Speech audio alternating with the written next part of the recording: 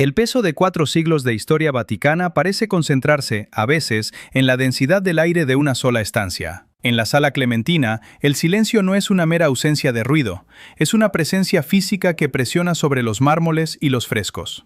Aquella tarde, cuando Matasraldi cruzó el umbral, percibió de inmediato la anomalía. La vasta galería, habitualmente transitada por secretarios, consejeros e intermediarios, estaba desierta. No había testigos, no había comitivas. Solo 2 sillas sencillas, despojadas de todo adorno, colocadas una frente a otra en el centro geométrico del salón, a escasa distancia, como 2 objetos dispuestos para un juicio definitivo. A sus espaldas, las pesadas puertas de madera se cerraron con un chasquido seco, metálico y retumbante.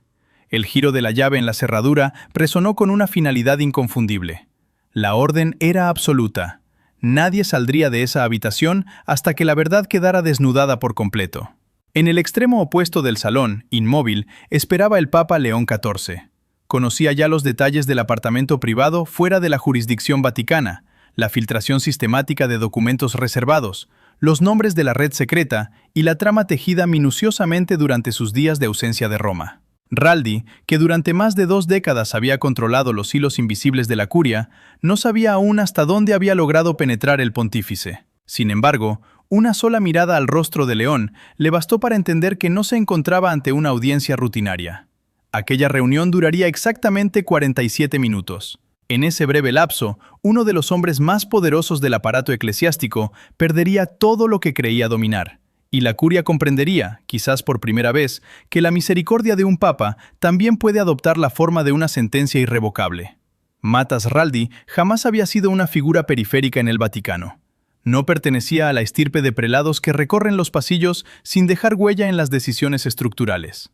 Durante más de 20 años, operó como una fuerza constante, silenciosa e implacable en la política interna de la Iglesia. De vestimenta impecable, verbo medido y una capacidad sobrehumana para calibrar las corrientes de poder, Raldi no ejercía la influencia a través de discursos públicos ni manifiestos espectaculares, sino en la penumbra de las comisiones y los despachos.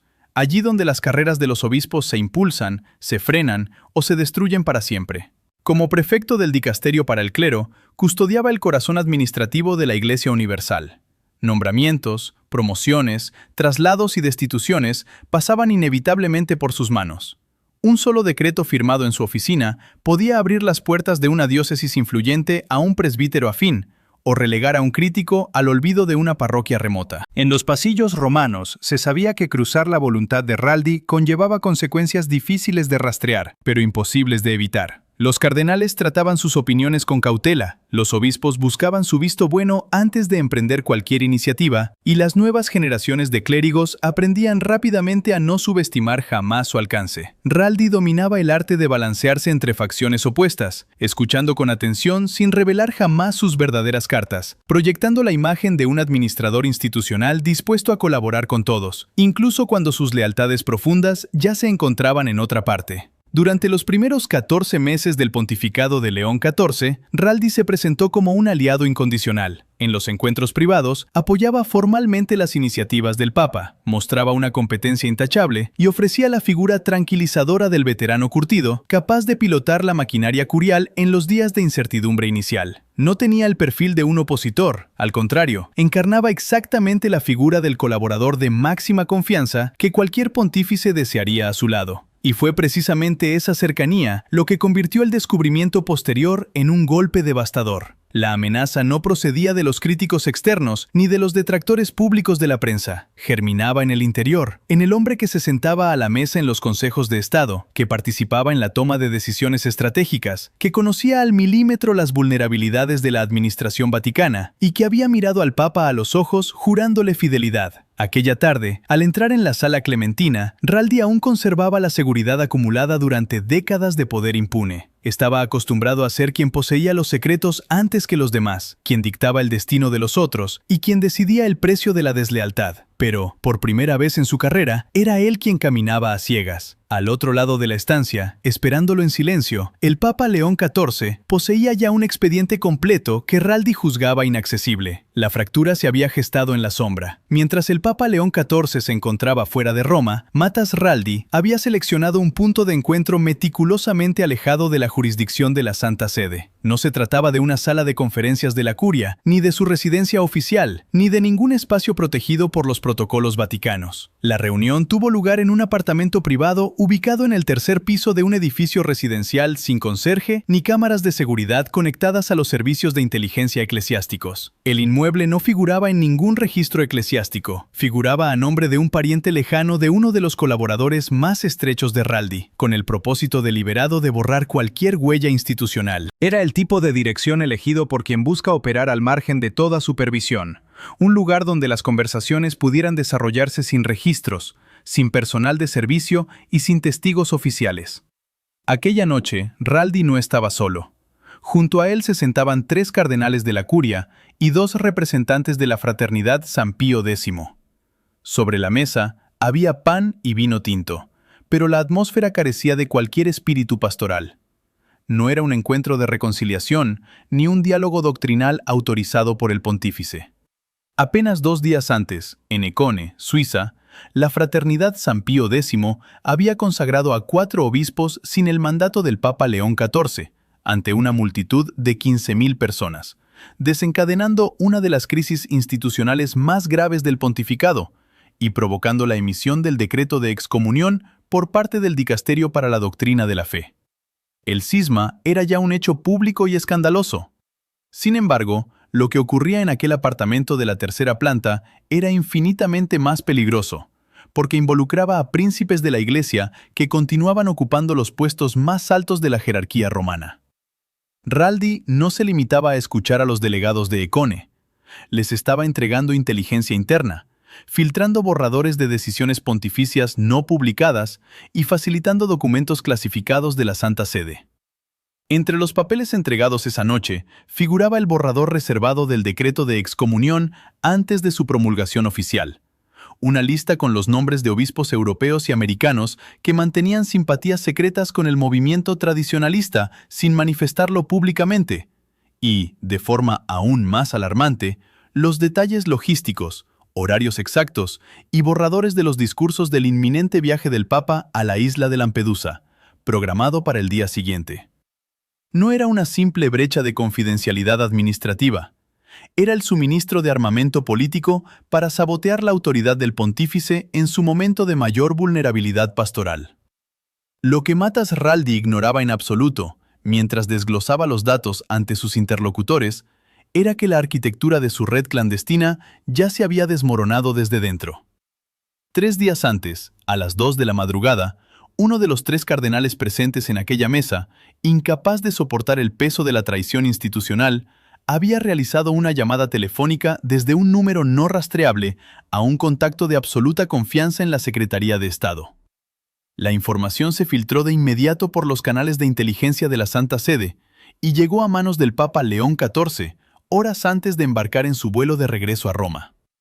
Cuando el avión papal aterrizó en el aeropuerto de Fiumicino a las 9:47 de la noche del 3 de julio, un sobre manila sellado esperaba al pontífice en el interior del vehículo oficial. Dentro figuraban transcripciones de los encuentros, fechas, listas de documentos filtrados y una fotografía de vigilancia de alta resolución que mostraba al cardenal Matas Raldi cruzando el portal del apartamento secreto 48 horas antes. León XIV no se alteró. Examinó las pruebas en el asiento trasero del automóvil con la serenidad de quien ha pasado años en las misiones de Perú y al frente de la Orden Agustina, enfrentando crisis complejas sin elevar jamás la voz. Ordenó de inmediato citar a Raldi para el día siguiente a las 6 de la tarde en la Sala Clementina, bajo la instrucción estricta de que la audiencia se desarrollaría a solas, sin asesores y a puertas cerradas. Tras cumplir su desgarradora visita pastoral a las tumbas de los migrantes en Lampedusa, bajo un sol abrasador, el Papa regresó al Vaticano a las 4:15 de la tarde del 4 de julio. Dispuso de 1 hora y 45 minutos para despejar la estancia, ordenar el cierre con llave desde el exterior y colocar únicamente 2 sillas en el centro del mármol. Cuando Raldi escuchó el sonido metálico del cerrojo a sus espaldas y vio al Papa de pie junto a la ventana, la fachada de control que había construido durante 25 años comenzó a agrietarse. Sentados frente a frente, separados por menos de 1 metro de distancia, el pontífice expuso con voz pausada y demoledora la cronología exacta del apartamento secreto, las fechas de las reuniones y la naturaleza de los documentos entregados. El color desapareció del rostro del cardenal. Ante la evidencia incontestable, acorralado y sin espacio para la evasión, Raldi comenzó a hablar. Durante 20 minutos de confesión desarticulada, destapó una realidad mucho más devastadora de lo que el propio entorno papal sospechaba. La existencia de una red clandestina compuesta por al menos 7 cardenales activos, miembros de la curia y grandes donantes internacionales, cuya estrategia no era un golpe de estado frontal, sino la parálisis sistemática del pontificado desde sus entrañas, mediante el sabotaje burocrático, la asfixia financiera y la filtración continua de información confidencial. El silencio volvió a adueñarse de la sala clementina cuando Raldi concluyó su relato. El arquitecto del poder en la sombra aguardaba ahora el golpe, despojado de sus alianzas y consumido por la incertidumbre. Fue entonces cuando León XIV se inclinó ligeramente hacia adelante, miró fijamente al hombre que había compartido su mesa y sus secretos, y planteó la pregunta que cambiaría para siempre la estructura del Vaticano. Una cuestión que no apelaba al derecho canónico ni a los reglamentos curiales, sino a la naturaleza misma de la culpa y a las consecuencias inmediatas que Raldi tendría que asumir antes de que la noche cayera sobre Roma. La pregunta del Papa no buscaba una justificación teológica ni una defensa procesal. León XIV miró al prelado a los ojos y le preguntó con voz serena si comprendía realmente la gravedad de lo que había hecho.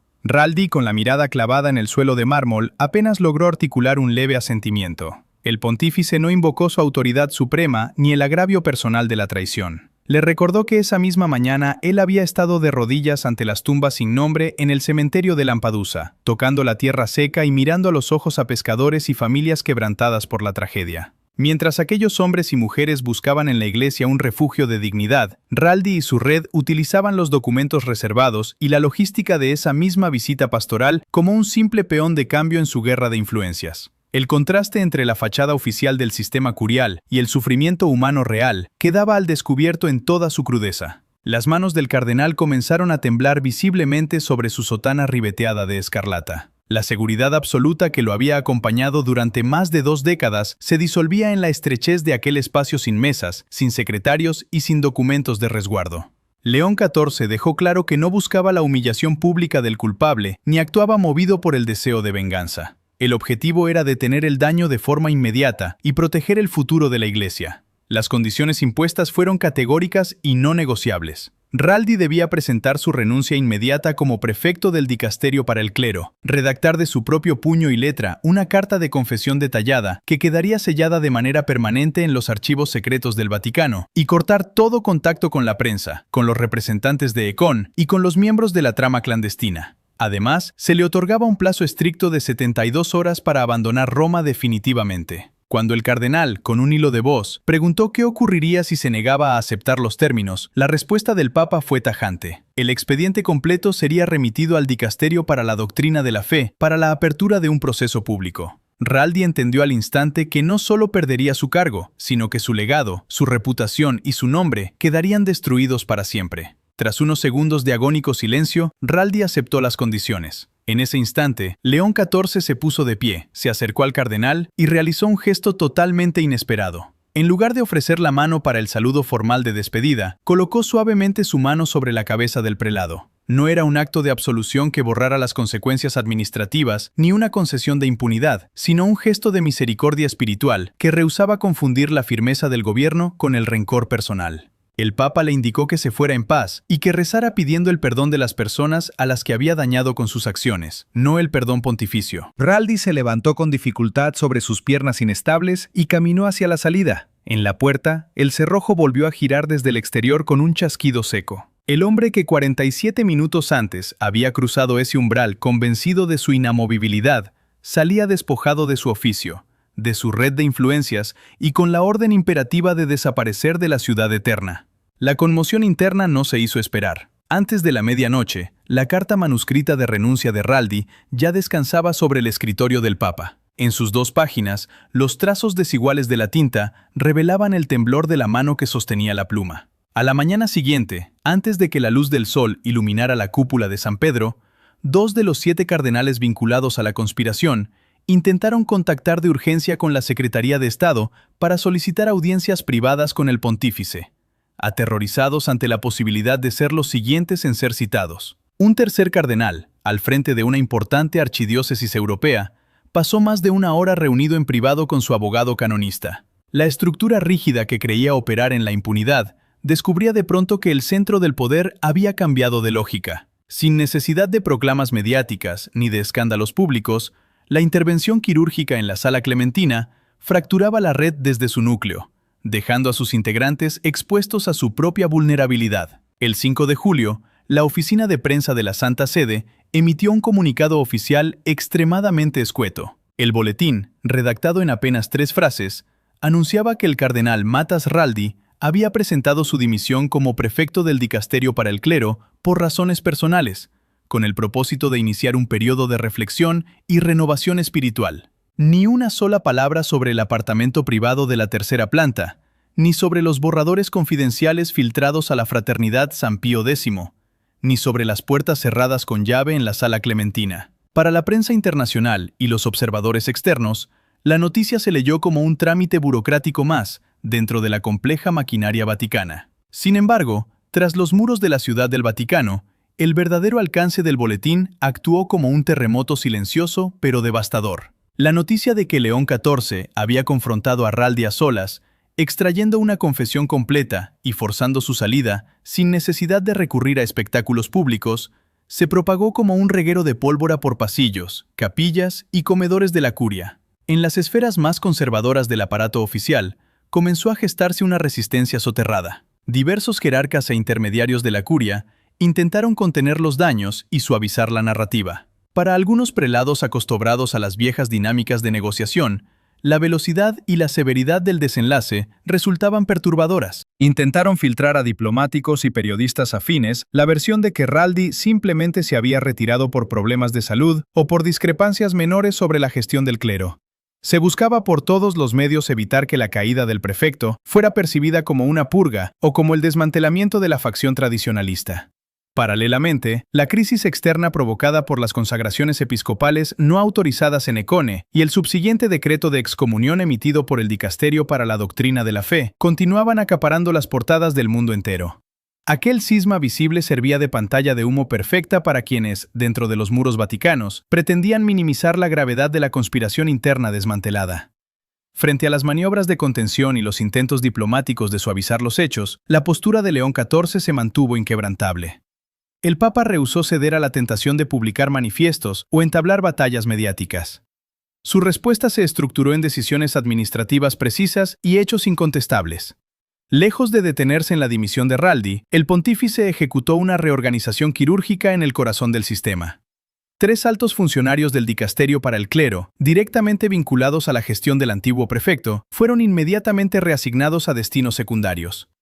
Para sustituir la vacante estratégica en el dicasterio, León XIV nombró a un nuevo vicesecretario, el obispo peruano Luis Alejandro Guamán, reconocido por su lealtad absoluta al programa de reformas y por su nula tolerancia hacia los juegos de poder institucional. La firmeza pontificia no se limitó a la reestructuración burocrática. 2 de los cardenales cuyos nombres figuraban en la confesión firmada por Raldi presentaron discretamente sus renuncias a los dicasterios que integraban, las cuales fueron aceptadas de inmediato sin comentarios oficiales. Un tercer prelado de alto rango fue citado a una reunión privada con Víctor Manuel Fernández, prefecto del Dicasterio para la Doctrina de la Fe. Aunque los detalles exactos de aquel encuentro jamás se hicieron públicos, testigos presenciales notaron que el cardenal abandonó el edificio con el rostro desencajado de quien comprende que su red de protección ha desaparecido por completo. El mensaje para la curia era inequívoco. La misericordia no significaba impunidad ni componenda. El punto de máxima tensión institucional se alcanzó en la mañana del 6 de julio. Tras haber desarticulado la cúspide de la trama en la sombra y firmado los decretos de reorganización interna, León XIV se disponía a asomarse a la ventana del Palacio Apostólico para el rezo del Ángelus Dominical. Miles de fieles, peregrinos y representantes de los medios de comunicación abarrotaban la plaza de San Pedro bajo un sol abrasador, ajenos a las intensas 48 horas de crisis a puerta cerrada. Toda la curia contenía la respiración, consciente de que cualquier palabra del pontífice ante la multitud podía consolidar el nuevo rumbo del pontificado o desencadenar una fractura irreversible en la Iglesia universal. El reloj marcaba el mediodía cuando las cortinas del ventanal del Palacio Apostólico se abrieron hacia el calor sofocante de la Plaza de San Pedro. Abajo, miles de personas, familias, ancianos, seminaristas y turistas aguardaban bajo un sol implacable. Arriba, en la penumbra del despacho pontificio, el aire aún conservaba el peso de la crisis desmantelada. León XIV se asomó al balcón. Su rostro reflejaba el desgaste de 72 horas brutales, pero sus ojos proyectaban una calma difícil de alterar. En los pasillos interiores del palacio, decenas de prelados y miembros de la curia seguían el evento desde las pantallas de televisión, atentos a cada sílaba, conteniendo el aliento ante la posibilidad de una alusión directa al escándalo que amenazaba con devorarlos. La intervención del Papa comenzó con la compostura habitual de la liturgia dominical, pero muy pronto la atmósfera de la plaza y de los pasillos vaticanos dio un vuelco decisivo. Centrando su alocución en el Evangelio del día, León habló sobre el perdón, la confianza y la abismal distancia que a menudo se abre entre lo que una institución predica y lo que realmente practica en sus dinámicas internas. Su voz, serena y profundamente grave, recorrió el espacio con una densidad que acalló el rumor de la multitud. Defendió la necesidad imperiosa de la transparencia, incluso cuando ésta genera dolor, y declaró con firmeza que las estructuras institucionales jamás deben protegerse a expensas de las personas vulnerables. Sin mencionar una sola vez el nombre de Matas Raldi, ni aludir expresamente a la Sala Clementina o al apartamento privado de la tercera planta, las palabras del pontífice rasgaron de golpe las máscaras del sistema. La lealtad de quienes sirven a la Iglesia, proclamó desde el balcón, no puede estar atada al poder, a las facciones políticas ni a la ambición personal. La lealtad primordial debe pertenecer siempre al Evangelio, y esa lealtad exige honestidad, incluso cuando el precio a pagar sea absoluto y sin concesiones. En ese instante, la pausa que siguió a sus palabras se sintió como un silencio glacial en los despachos curiales. La retórica formal y el lenguaje administrativo que durante décadas habían servido para encubrir pactos y preservar cuotas de influencia quedaban despojados de todo valor. El impacto psicológico de la proclamación fue inmediato. En la plaza, la multitud prorrumpió en un aplauso prolongado y emocionado. Algunas religiosas en las primeras filas unieron sus manos en oración mientras varios peregrinos rompían en lágrimas ante la fuerza del mensaje. En el interior del palacio, la resistencia oculta de la curia se desmoronaba en silencio. Al situar la verdad moral por encima de la autopreservación institucional, el Papa exponía el defecto fundamental del sistema que Raldi había encarnado, la ilusión de que el secretismo y la manipulación podían sostener la autoridad de la Iglesia. Aquel evento público devolvió el sentido a la experiencia humana viva. Toda la maquinaria diplomática, las intrigas de pasillo y las guerras secretas de poder quedaron reducidas a cenizas ante la contundencia de una palabra dicha sin miedo a las consecuencias. León XIV no necesitó recurrir a purgas teatrales ni a discursos de ira. Le bastó la verdad expuesta a la luz del sol para cambiar de forma irreversible las reglas del juego vaticano. Cuando el pontífice se retiró de la ventana, el aplauso de la plaza aún resonaba contra los mármoles del Palacio Apostólico, sellando el momento en que la institución recuperaba su centro moral. En los días que siguieron al discurso dominical, los ecos de las decisiones tomadas a puerta cerrada terminaron por reconfigurar el mapa de poder en el Vaticano. La salida de Matas Raldi y la difusión soterrada pero inequívoca de lo ocurrido en la Sala Clementina enviaron una señal de advertencia que rebasó los muros pontificios. Para los miembros de la red clandestina, el mensaje fue devastadoramente claro. El anonimato y la impunidad habían dejado de existir. Los 3 altos funcionarios destituidos del dicasterio para el clero asumieron sus nuevos destinos sin articular protesta pública alguna, mientras la llegada del obispo peruano Luis Alejandro Huamán consolidaba una política de tolerancia cero hacia los juegos de poder y las dinámicas de facción. Las renuncias aceptadas sin explicaciones y las citaciones discretas ante la doctrina de la fe terminaron por neutralizar, sin necesidad de un solo disparo mediático, la resistencia interna que pretendía asfixiar la autoridad del pontífice. Roma comprendió entonces el verdadero alcance de aquellos 47 minutos. León XIV no solo había enfrentado la crisis externa del cisma, había cortado quirúrgicamente los hilos invisibles que lo alimentaban desde el núcleo mismo del Vaticano.